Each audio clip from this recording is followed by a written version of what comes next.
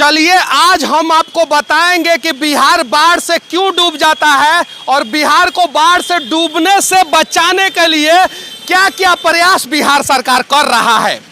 एगो इंस्टीट्यूट है जिसका नाम है बाढ़ प्रबंधन अध्ययन केंद्र और राष्ट्रीय जल विज्ञान संस्थान जो फुलवारी शरीफ पटना में है, और उसी संस्थान में एगो और संस्थान है बिहार लोक प्रशासन एवं ग्रामीण विकास संस्थान, यानी बाढ़ से बचाने के अलावा गांवों का विकास करने की भी जिम्मेवारी है इस संस्थान पे।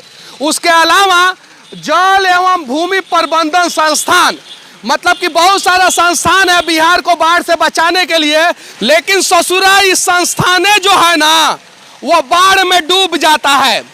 तो ये जब संस्थान बाढ़ में डूब जाता है तो बिहार को क्या घंटा बचाएगा बाढ़ से डूबने के लिए। और देखिए इस संस्थान में बच्चे पढ़ते हैं और उनको प्रैक्टिकल कराया जाता है। क्या प्रैक्टिकल कराया जाता है कि नाली बनाना है लेकिन नाली से पानी नहीं निकालना है, नाली का पानी मोटर से इंस्टीट्यूट में डालना है। देखिए निकाला जा रहा है, इंस्टीट्यूट में डाला जा रहा है। चूंकि वो इंस्टीट्यूट में जब बाढ़ आएगा तब ना बच्चा सब प्रैक्टिकल करेगा, और फिर इंस्टीट्यूट का पानी मोटर से जो है ना नाली में डालना है। ये रिसाइकल प्रोसेस है, चलते रहता है, और इसी रिसाइकल प्रोसेस के वजह से बिहार हर साल बाढ़ में डूबता है। आज मैं इस संस्थान के साथ साथ बिहार जो बाढ़ में डूबता है उसकी सारी सच्चाई बताऊंगा। देखिए इस संस्थान में IAS IPS लेवल के बड़े बड़े इंजीनियर रहते हैं और सिविल इंजीनियर भी रहते हैं, और उनके दरवाजे के सामने नाला का स्थिति देखिए जो भ्रष्टाचार का भेंट चढ़ गया है। ये नाला का स्थिति देखिए भ्रष्टाचार का भेंट चढ़ गया। अब जरा सोचिए इतने बड़े बड़े इंजीनियर अगर संस्थान में रहेंगे और उनके आंखों के सामने दरवाजा पे अगर भ्रष्टाचार हो जाता है तो जरा सोचिए बिहार बाढ़ से कैसे बचेगा। तो बिहार को बाढ़ से बचाने की जिम्मेवारी जिन नेताओं की है, सचिवालय के पास उनका आवास डूब जाता है। जिन इंजीनियरों के कंधे पे है उनका इंस्टीट्यूट, उनका कॉलेज, उनका महाविद्यालय डूब जाता है। तो बिहार के लोग बाढ़ से डूबेंगे ही ना। बिहार में बाढ़ से लोगों को बचाया नहीं जाता है, बल्कि बाढ़ के नाम पे आपदा है ना, मोदी जी तो सिखाए ही है आपदा में अवसर ढूंढिए, और आपदा आया हुआ है। यहाँ के इंजीनियर, यहाँ के सरकारी पदाधिकारी, बाढ़ प्रबंधन अध्ययन केंद्र, राष्ट्रीय जल विज्ञान केंद्र के सभी लोग जो है ना अवसर ढूंढ रहे हैं आपदा में। यहाँ पे लिखा हुआ है बाढ़ प्रबंधन अध्ययन केंद्र राष्ट्रीय जल विज्ञान संस्थान, मतलब कि यहाँ पे बाढ़ के ऊपर रिसर्च होता है इस संस्थान में। तो बाढ़ के ऊपर रिसर्च होता है। बाढ़ आता है पश्चिमी चंपारण में, उत्तरी बिहार में, और रिसर्च सेंटर है पटना में। तो पटना में रिसर्च सेंटर है तो रिसर्च सेंटर में बाढ़ लाना जरूरी है। तो ये रिसर्च सेंटर का गेट है और गेट पे बाढ़ आया है। बाढ़ का अब ये लोग रिसर्च करते हैं। अब देखिए थोड़ा देर बारिश होता है तो पूरा ये जलमग्न हो जाता है। पूरा एरिया आप देख सकते हैं, पूरा एरिया जलमग्न हो जाता है पूरा।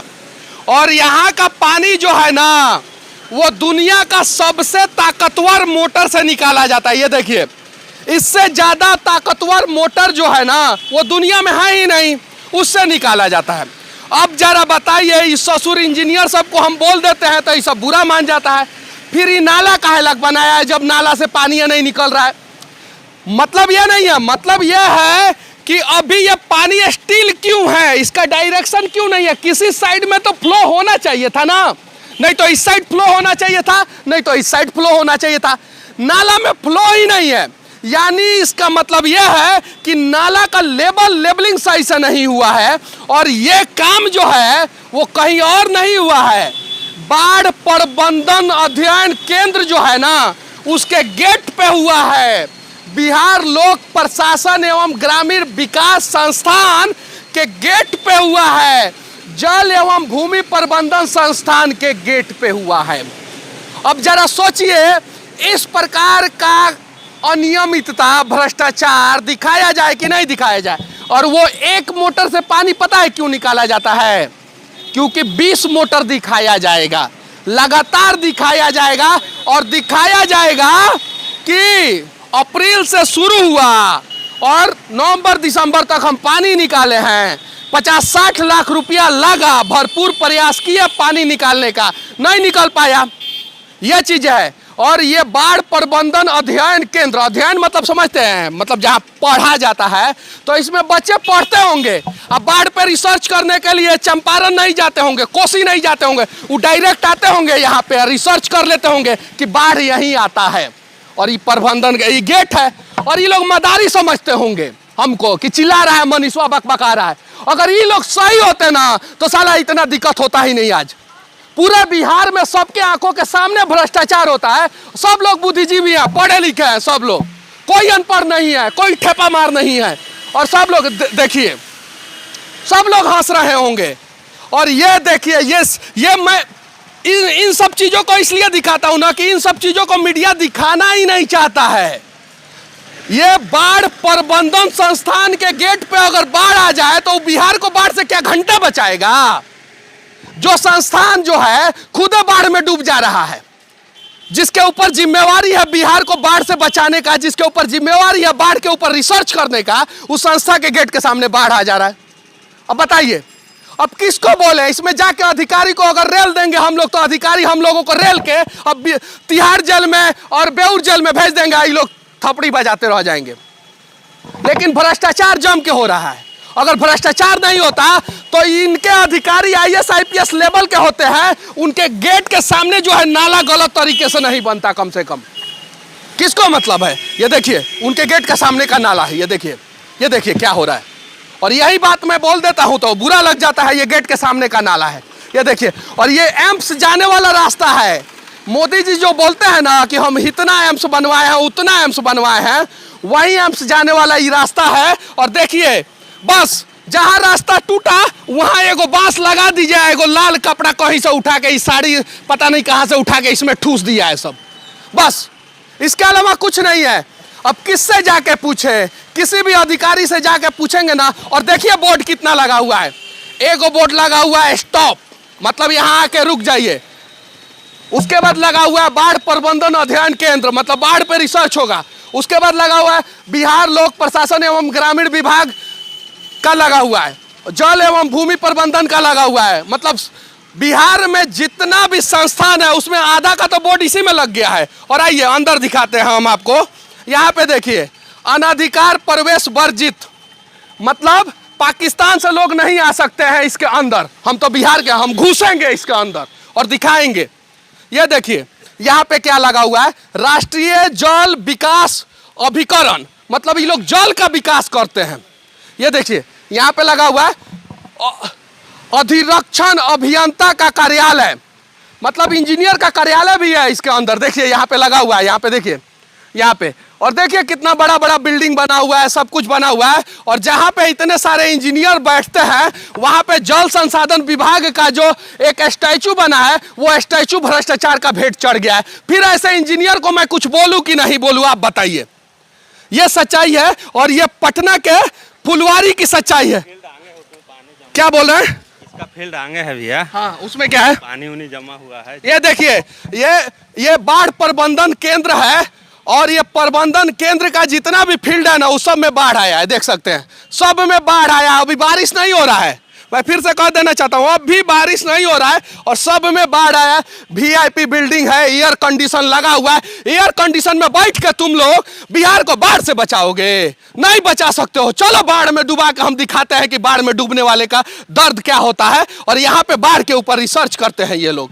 सच्चाई ये है, चलिए आइए। सच्चाई ये है कि अगर बिहार के लोग जागरूक हो जाएंगे ना, तो एयर कंडीशन गाड़ी बिहार सरकार का, एयर कंडीशन स्कॉर्पियो बिहार सरकार का, बिहार सरकार का थोड़ी होता है। हमारा टैक्स का पैसा होता है। कोई नेता टैक्स नहीं देता है, कोई बिजनेसमैन टैक्स नहीं देता, वो तो टैक्स चोरी करता है। लोग टैक्स देता है आम आदमी। जो 2000 का मोबाइल खरीद रहा है ना, उस पर 18% टैक्स दे रहा है। जो साइकिल खरीद रहा है उस पर टैक्स दे रहा है। जो रिक्शा ठेला खरीद रहा है उस पर टैक्स दे रहा है। और उसके टैक्स का पैसा जो है ना, यहाँ पे लगता है एयर कंडीशन से लेके हाईटेक बिल्डिंग बनाया जाता है। हाईटेक अधिकारी बैठते हैं जो बाढ़ से बिहार को बचाते हैं और जो अपने संस्थान को बाढ़ से नहीं बचा पाते हैं। ये देखिए यहाँ पे मैं आपको दिखा रहा हूँ ये कैसे किस प्रकार से भ्रष्टाचार होता है। अब इसके लिए किसको दोषी माना जाए? यहाँ पे देखिए, यहाँ पे एक स्टैचू लगा हुआ है और देखिए इसका सारा टाइल्स मार्बल निकल गया, सारा का सारा। और देखिए जल संसाधन विभाग, जल एवं भूमि प्रबंधन संस्थान का उद्घाटन माननीय मुख्यमंत्री श्री लालू प्रसाद यादव के द्वारा मंत्री जल संसाधन श्री जगदानंद की अध्यक्षता तथा राज्य मंत्री जल संसाधन श्री जयप्रकाश नारायण यादव एवं उप मंत्री जल संसाधन के रूप में नारायण झा की उपस्थिति में दिनांक 26 फरवरी, डेटे खा गया सब, 2002 में हुआ था। 2002 में जिसका उद्घाटन हुआ उसका टाइल्स मार्बल सरक गया और जो अंग्रेज बिल्डिंग बनाया है, पुल बनाया है, उस पर अभी भी गाड़ी और आदमी चल रहा है। जाके देखिए सचिवालय का जो बिल्डिंग है पुराना वाला अंग्रेज वाला, वो अभी भी ठीक है। नयका जो बनाया है वो गड़बड़ है। जो अंग्रेज सब संसद बनाया, नॉर्थ ब्लॉक साउथ ब्लॉक बनाया है सब दिल्ली में, वो ठीक है। और जो शास्त्री भवन बना है, जो आजादी के बाद बना है, वो शास्त्री भवन जर्जर हो गया है। जाइए दिल्ली में भी देखिए। अब आधुनिक इंजीनियरों की आधुनिकता पे हमें शर्म आए कि गर्व हो, हमें समझ में नहीं आता है। इसीलिए इस प्रकार के आधुनिक इंजीनियरों को मैं रेलते रहता हूं। यह है सच्चाई। और यह इंजीनियरों का बाप का पैसा नहीं है, देश के नेताओं के बाप का पैसा नहीं है, जनता का पैसा है। और जनता के पैसा का दुरुपयोग करते हैं तो किसी ना किसी को तो आवाज उठाना ही पड़ेगा। गरीबों को पैसा का दुरुपयोग करते हैं। बाढ़ रिसर्च सेंटर में अगर बाढ़ के ऊपर सही से रिसर्च हुआ रहता और बाढ़ के ऊपर पिछले 15, 20, 25 साल में जितना खर्चा कर दिया गया है, उतना अगर खर्चा सही से हुआ रहता ना, तो बिहार को 90% बाढ़ से बचाया जा सकता था। यहाँ पे बाढ़ से बचाया नहीं जाता है, बाढ़ ला दिया जाता है। पटना में जो कभी पटना डूबता नहीं था, चंद्रगुप्त मौर्य के समय में आज पूरा पटना डूब जाता है। क्यों डूब जाता है? क्योंकि आधुनिकता है ना।